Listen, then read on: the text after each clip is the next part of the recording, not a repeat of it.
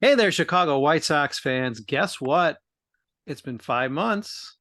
We promised off-season podcast, and technically it's still off-season, so don't yell at us. And in fact, if you're gonna yell at anybody, yell at this guy who's with me here. I've been like every other week, just calling him saying, "Come on, we gotta do podcast, Darren. Come on, man." And he's like enjoying some, extended honeymoon, or he's trying to get away from the White Sox. Listen, can you blame him? It's Darren Black, my partner on the at the last edition. I can promise you it is probably the last edition of the South Side Sox on the Farm podcast. We will somehow blossom like a beautiful flower into the Sox Populi on the farm, or I don't know, we'll come up with another name, whatever. Anyhow, this is the 37th and very likely final episode, barring a last second smelling salts back to the senses on the part of Vox LLC.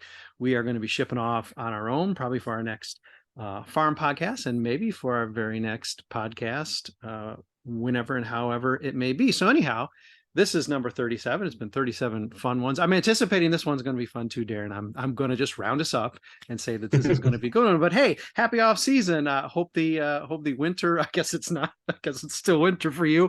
Hopefully the winter treated you well enough. Yeah, it'll be back to freezing again tomorrow.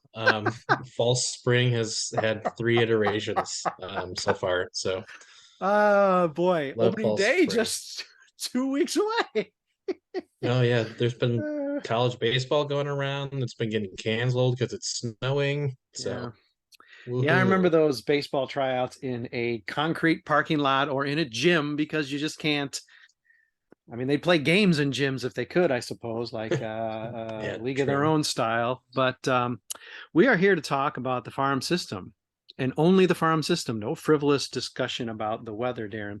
And I don't know, I previewed this at the end of last season when we were doing our rundown of the different affiliate seasons, and you provided all the good information like you always do for us. And I said, listen, we're going to have to put a pin in Birmingham and come back to it because of this interesting experiment that the White Sox remain very excited about, because in the offseason they put out like the I don't know, behind the scenes, the making of, whatever. They've hyped Yeah, Project Birmingham. They are still YouTube very, docu-series. very, yes, very psyched about Project Birmingham. So let's just kick this off by getting your impressions of, of the concept, of the execution. I have my thoughts. I think we leaked a few thoughts about it out there already on the podcast, Yeah. but let's revisit it with a little bit of distance, and maybe just discuss success, failure, curiosity. Where are you at with it?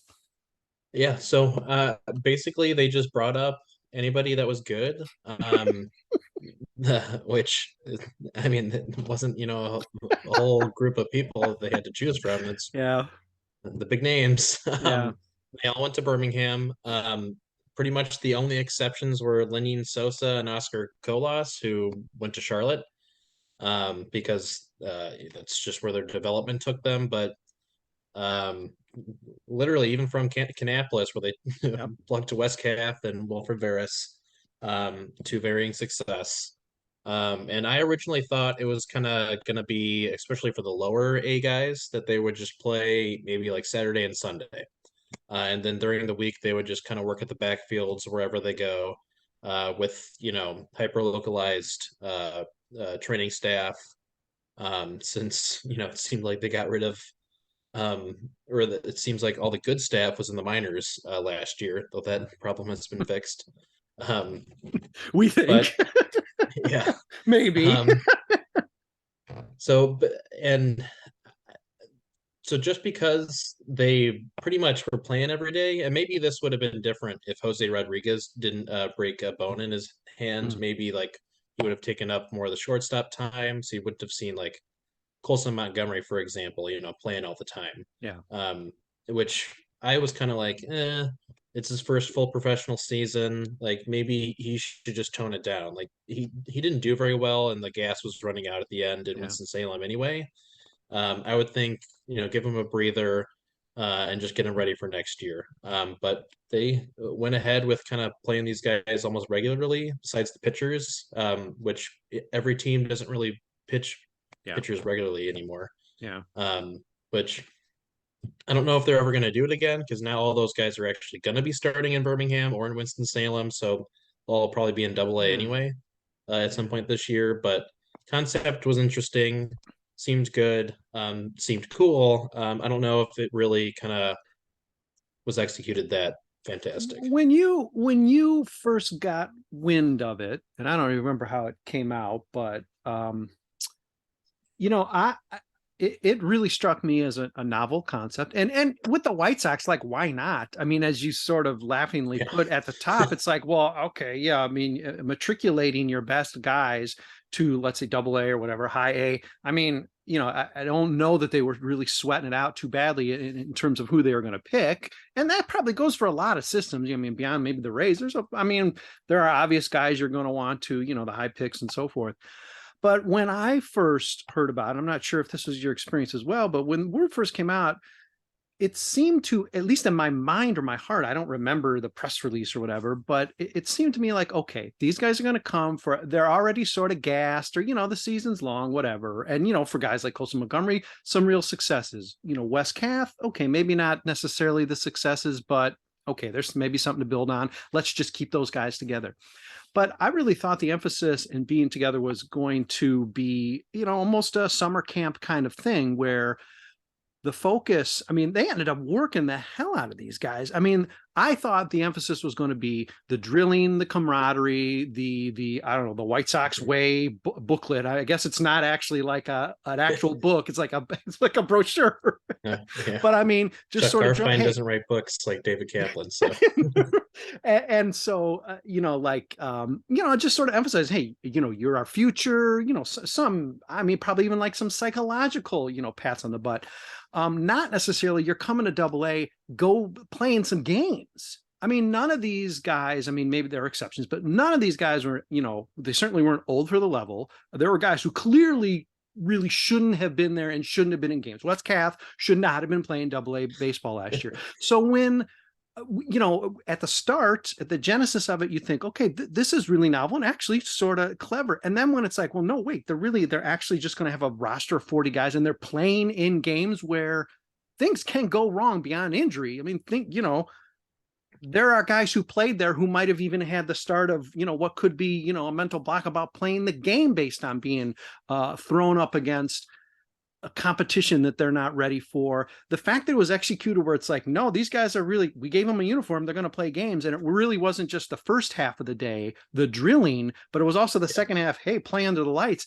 Did that take you a little bit by surprise as well? yeah, the total number took me by surprise. I also can't remember how they announced it. I remember Chris Getz talking at length about it in the Athletic with Fegan, I think. And again, I thought, oh, this is awesome. Like, teams do this when one, like, a low A team doesn't make the playoffs, the high A team is going to make the playoffs. They'll just bring, a few guys up. And this is and Double A season is longer.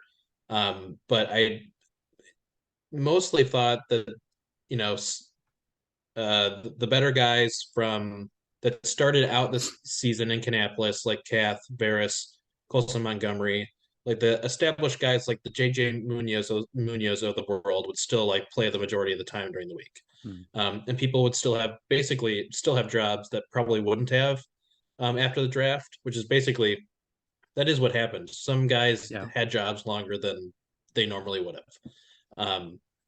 But they basically just put those guys that they would have released kind of on the bench, not really kind of allowed them to go out and prove much. Yeah. And the younger guys, the top prospects, did take a lot of that time, a lot more than I thought. I think where you and I mostly disagree is where I don't know if it really will matter that much in the long run. Yeah. It was probably frustrating for West Calf to strike out that many times over and over and over again and not really do well in general. But some guys did well in spurts, which is fun. And some guys did, get to play games in, much better facilities, especially if you're playing in Kannapolis, which is great. Just didn't end up the way I think a lot of us thought. Maybe the White Sox thought Birmingham had a little bit of an outside shot to make the playoffs. It didn't really seem plausible, but uh, what can you do? A lot Yeah. of these guys probably won't even start the year in Birmingham, to be honest. I don't know where like Kath and Varys is probably going to go back down to Winston-Salem, which is probably going to feel weird, getting a little bit of a demotion. Christian Mania, I don't know where he's going to go. He's just going to be 20 this year, so I don't know if he'll start in Double A or not. But we'll see. Yeah, I mean, I don't want to get hysterical about, oh, Wes Kath struck out at the same clip he did at Kannapolis at Birmingham. If anything, that might give you confidence. Oh, hey, I'm striking out more in Birmingham.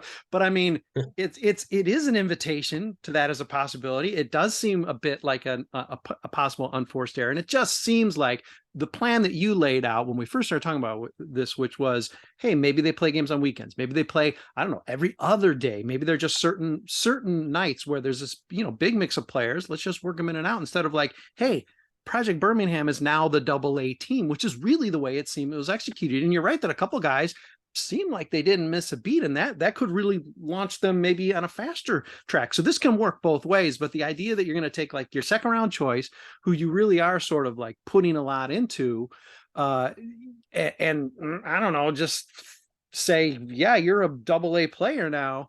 That's a bit of an issue to me. And, it will be curious to see how they proceed with it in the future, if they proceed with it in the future, if there's a point to doing it in the future. Because, by the end of the summer, these guys all could legitimately be in Birmingham or higher, by the time, all is said and done. I suppose even West Kath, I mean, you'd think that would sort of be somewhat of his development arc.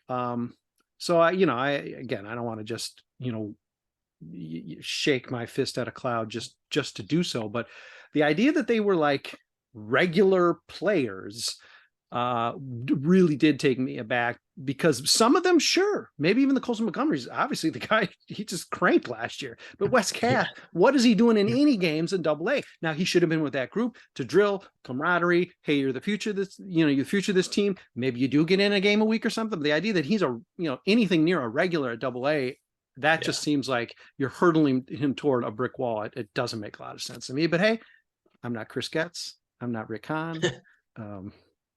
For obvious reasons. All right. Hey, listen, for the very last time, perhaps for the very last time, on behalf of Vox, we're going to take a pause, let them take a minute or so, sell you something I'm sure you're going to, upon reflection, realize you have to buy. So listen carefully. Rewind if you need to. If you got to listen to the commercial twice, I will allow you to do that this very last time, because this is probably the last Vox pushed commercial you'll hear on a South Side Sox podcast. So really sit back, savor it. If you're in your car right now, listen, you might want to pull over and just savor the deliciousness of this very last commercial message from Vox. We promise we will be back. We're going to talk a little bit more about prospects, because it's the Farm Podcast. In 1 minute, please hang with us. White Sox fans, South Side Sox on the Farm, podcast number 37. I'm Brett Ballantini here with my great buddy, such a great buddy. We have hardly spoken in 5 months, but we are back on track now, and it's going to be a hardcore season on the new Sox Populi podcast network. We are going to continue to do our farm stuff, including previewing all the affiliates in some form or fashion, maybe affiliate by affiliate, maybe not. Maybe we'll just talk more about Project Birmingham, and I'll get a stomach ache, and Darren will try to console me over it. We'll see how the previews go, but that's coming. Of course, Darren Black, our main prospects writer, certainly our main prospects previewer, and as always, we'll have some player of the week, player of the month, all sorts of good stuff. Darren's such a good guy. He has already taken one of the minor league updates off of my hands. That's what a good friend Darren Black is. He's already taken one from me. God bless him. God bless him. Darren, good to be talking to you again. I would like to start the second half of our final Southside Sox Farm podcast, talking about sort of prospects to watch, guys you got your eyes on. But I want to differentiate this in two ways. I want to talk first about guys who might have been got a little cup of coffee, who were maybe invited to Major League camp, and then guys, who aren't, have no business being in major league camp. And that's a stupid delineation, so you don't have to pay that much attention to it. But, of guys who maybe got a little bit of action in games and have maybe since been demoted or anything, are there guys sort of in that upper echelon who you need to see something from, you're most looking forward to from this summer? Give me some names. Yeah. So I figure Oscar Colas is a bit of a cop out, but that is one guy that I It would like is. to see do well. We're going to be really watching him closely, because I think we're going to be watching him opening day. In fact, yes. But to bring that, just a quick note on him, I'd love to just see him not swing at a bunch of sliders outside the zone. That seems to be a Luis Robert and Yeah. Oscar Colas problem, Yeah. for different reasons. For Robert, it's with the right-handers, and then Colas, it's with the left-handers. So we'll probably just see him platoon in whatever sort of fashion. I don't know who the 25th or 26th guy is going to be yet. I figure that it's kind of a choice between Jake Berger, Leary Garcia, Romy Gonzalez, and then maybe Lenyn Sosa is on the outside of that. But I'm figuring Berger and Garcia are going to make the 25th and 26th. And then seems like that it. leaves Romy as probably everyday second baseman in Charlotte.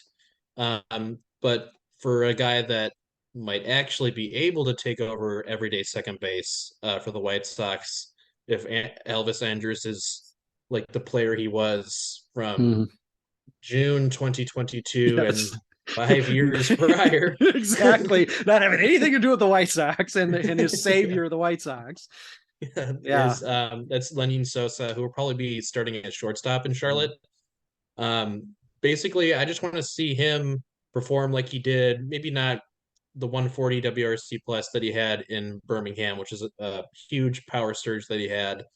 Maybe that's not real. Maybe that's just him having a great first half. But I do see him being an option. If God forbid, Elvis Andrus, the leader of the team, gets hurt and they need somebody else at second. Yeah. Basically, besides that, I do want him to see the strikeouts come down closer to his AA numbers, which is in the mid-teens. Prior to his breakout, they did get as high as in the 20s. That's why his 2022 is just so awesome. Like pretty much everything just kind of went well.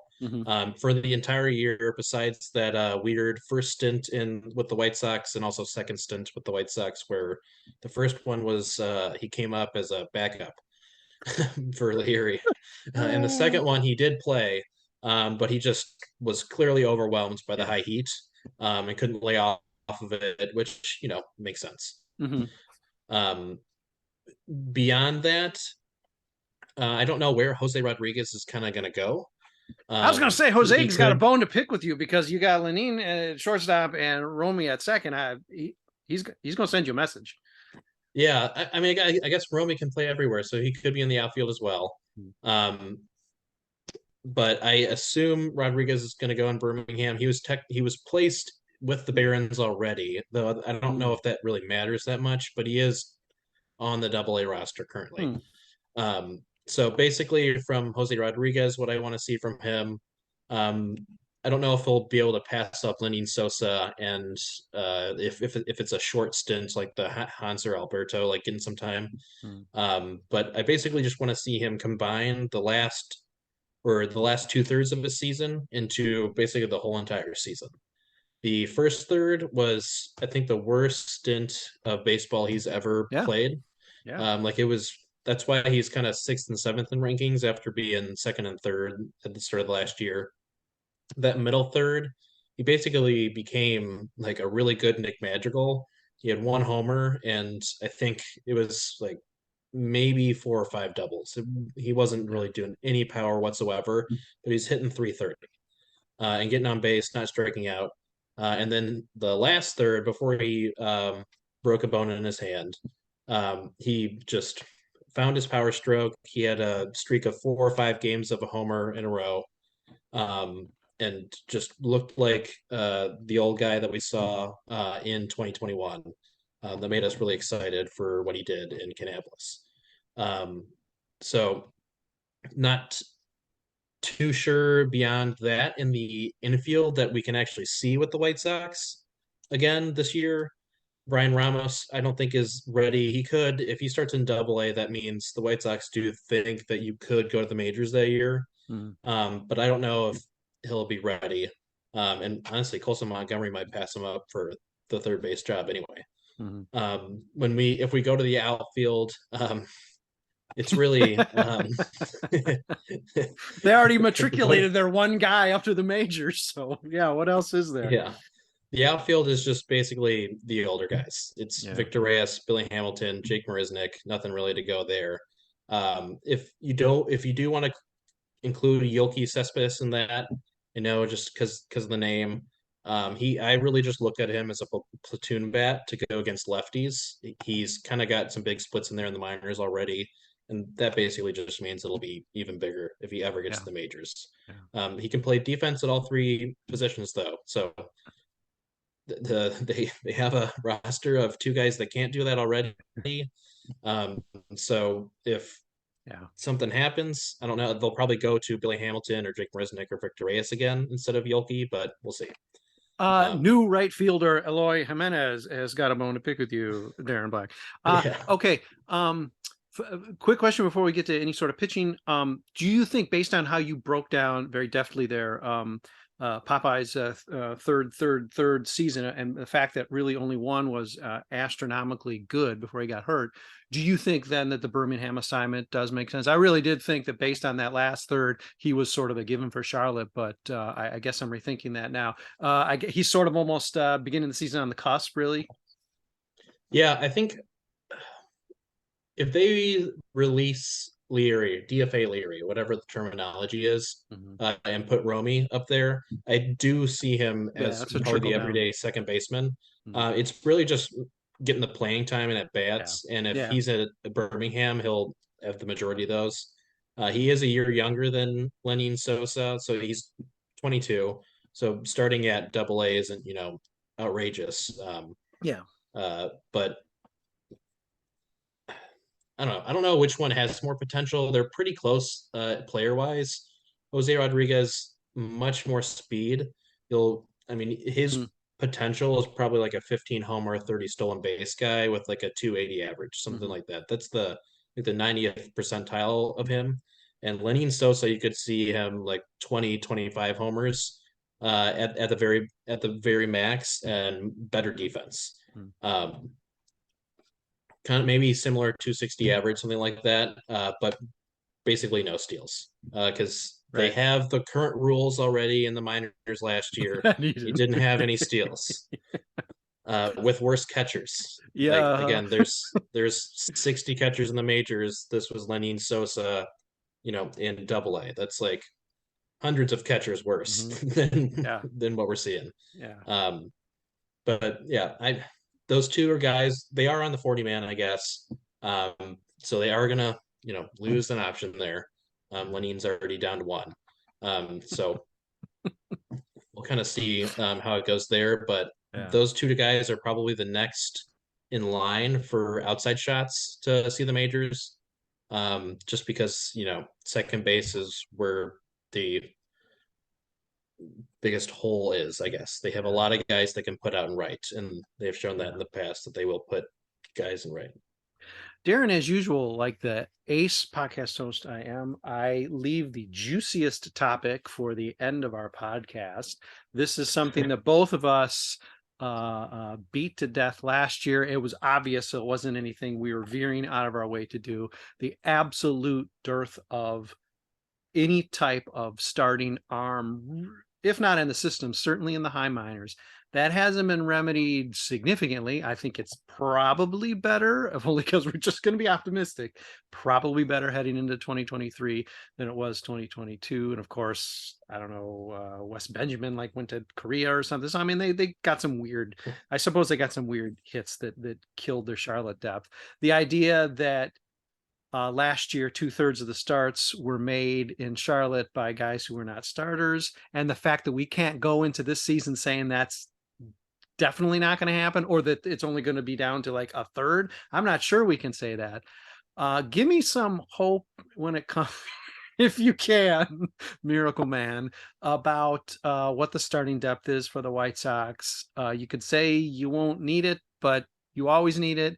And going into the Oh season, yeah. this doesn't even look like, as much as it's a strong staff, I guess, in theory, and the five starters are, I guess, more solid than going into last year. I mean, these guys aren't going to make 162 starts. They never do, and we're lucky if they get very close to that. So they are going to have to tap into the minors. And Davis Martin acquitted himself pretty well last year, but that was sort of a fluke and a shock. So where are we at from 2022 to 2023 in terms of that depth?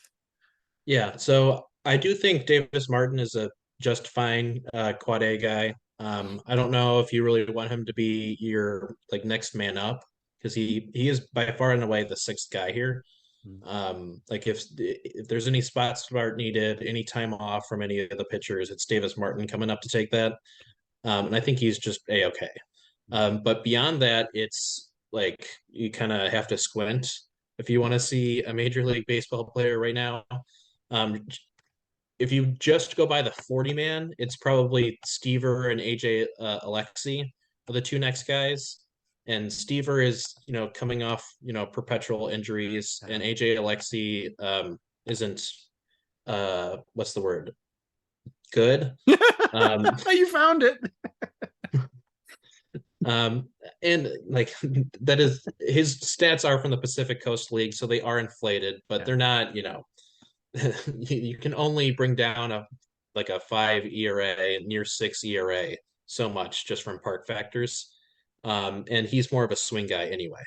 The probably legitimate next guy up is Sean Burke. He started the season really, really well.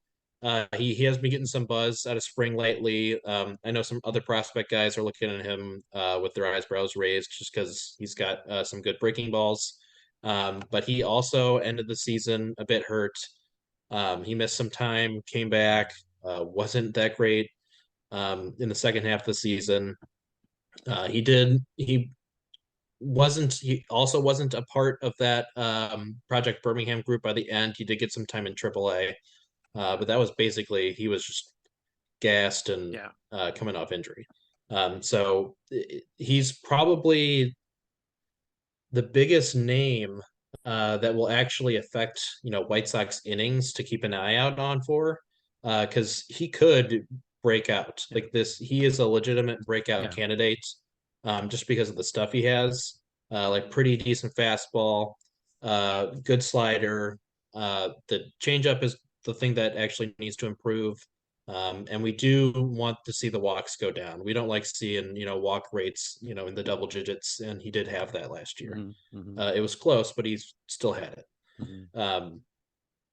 Beyond that, we're getting into the, names of yesteryear that we don't want to see in the majors. It's John Park, and the newer guys like Nate Fisher and Jesse Schlattens, who I hope we don't see on the South Side this season. But that's kind of how it's shaping up. I know sometimes I might throw Tanner Banks out there, but I don't know after a year of being a reliever, and it seems like he's still going to be the reliever because he is the next lefty up after Bennett Sousa was claimed.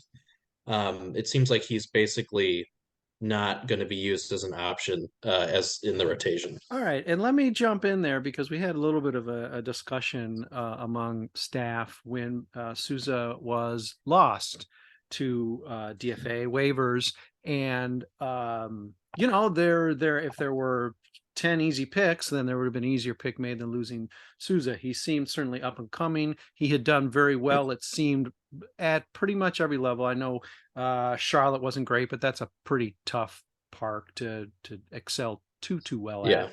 What's your take on holding on to Tanner Banks, who earned a spot last year and he acquitted himself pretty well for the White Sox all season, over a guy who would presumably have more potential in Sousa? Did you agree with how that went down? So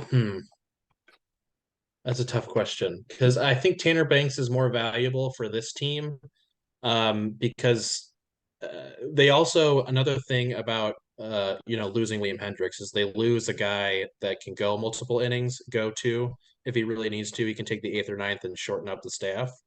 Other than, I don't know, Jimmy Lambert used to be a starter, but he, that was 2 injuries ago. And Raylo has now had 2 really great seasons as kind of a one, maybe 4 or 5 out guy. Mhm. And so he'd be the next guy up if Tanner Banks, if you wanted to get a guy out there to go throw three, like if Cease had in Cease's first spring start, if he had just one of those days, and you just need a guy to go throw, he's that guy. He was that guy last year. He did it actually really well. He's had a good spring for whatever it's worth. But I was really upset Souza went because he's basically not basically, he's a two-pitch pitcher, slider fastball. And his fastball got creamed last year, but his slider was uh, good. It was fine. So if I don't know if he could actually add another pitch at 27 that could actually make anything else work like a change. But he's a guy in 3 years, and he has like 3 straight years of 380 ERAs or something like that. I'm not going to be surprised because that slider was Mhm. pretty good. Mhm. Obviously, if it was really good, they would have DFA'd Tanner Banks or somebody else, but just kind of got sniped by baseball's rules that they couldn't 60-day IL. Their 2 current guys that they have Yeah. on that will be on the IL when the season opens up. But that's the roster mechanics of a not fantastic depth team, and you need to keep all your depth there. Yeah. Well, again, I'll line up against Chris Getz and Rick Hahn on that one. I did not like how that played out, but something had to give, and you were going to take a hit either way. So, just curious on your thoughts there. And speaking of guys lost, we do not get to debate the pronunciation of Jason Belus because he's now also pitching for Cleveland. So it just seems like we are shipping all sorts of different arm prospects to Cleveland inadvertently or advertently. So. Oh well, we hardly knew you, Jason B. But not good luck to you. Not good luck to you in a division rival organization. All right, I guess this is a more speed round. We're running a little shorter on time.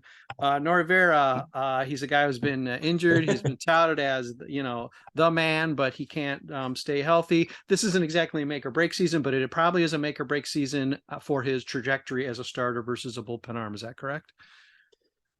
Well, I don't know what year it is that you actually have to be put on the 40 man. I would probably put that as the first year. It looks like it might be next year, looking at his page. But I think it's make or break in general. Because he was, hurt and was atrocious when he got back.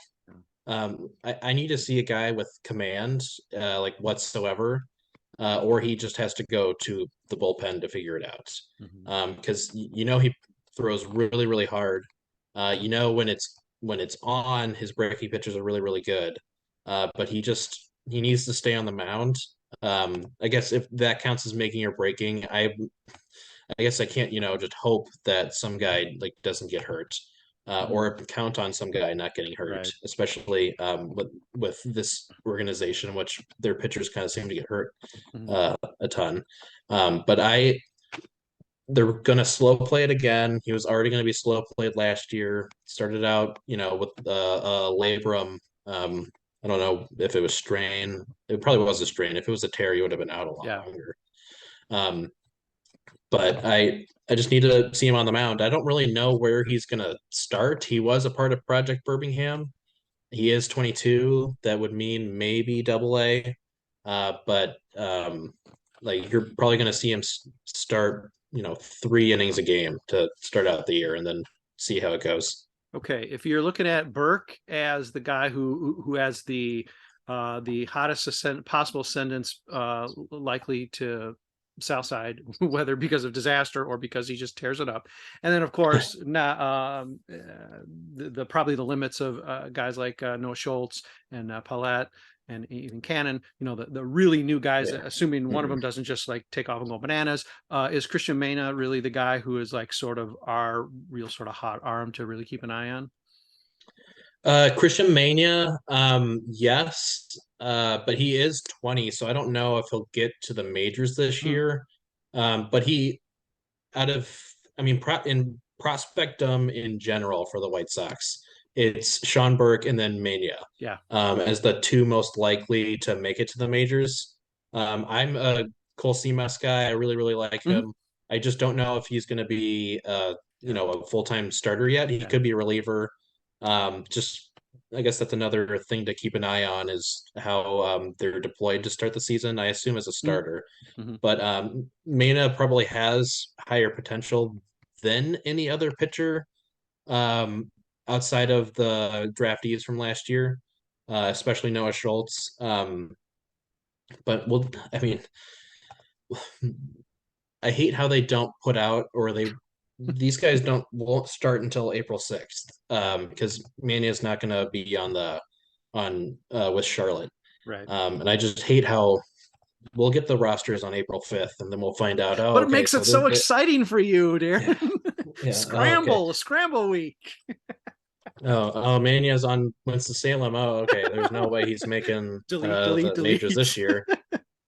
Cole Yeah. Seamus is in Double A. Oh no, he can actually make the majors. Yeah, Oh, yeah, thanks, yeah, White Sox. and certainly not to overlook Cole Seamus because yeah, clearly he is an arm to watch. But yeah, the question more is how is it going to be used? Then if it's going to be used because he's done everything to deserve consideration in that sense. So glad you brought him up. Hey, Darren, next time we do this, it's going to be Sox Populi on the farm, and magically it's going to be like we already had 37 episodes because it's going to be number 38.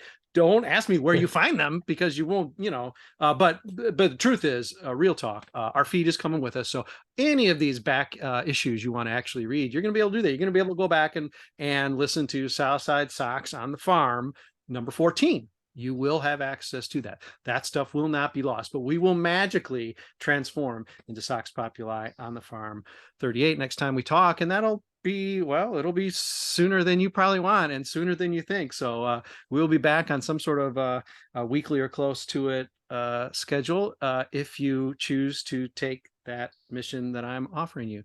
Darren, thank you for joining me. Now we did get right under the wire for an off-season podcast, so we did what maybe we didn't do a year ago. So congratulations, we did it. Woo. Well, thanks everybody for listening. Again, this could actually be the official last Southside Sox podcast before we blossom into the butterfly that is Sox Populi, and just wait for the Latin phrasing that will be on our logo. Check it out. It is coming soon. And we will see you on the other side of that transformation. Darren, thanks for joining me, and thanks for the first 37. We'll, I don't know, maybe we'll do 37 more, or, maybe we'll just die in a fireball somewhere. I don't know. We'll see what happens. Yeah.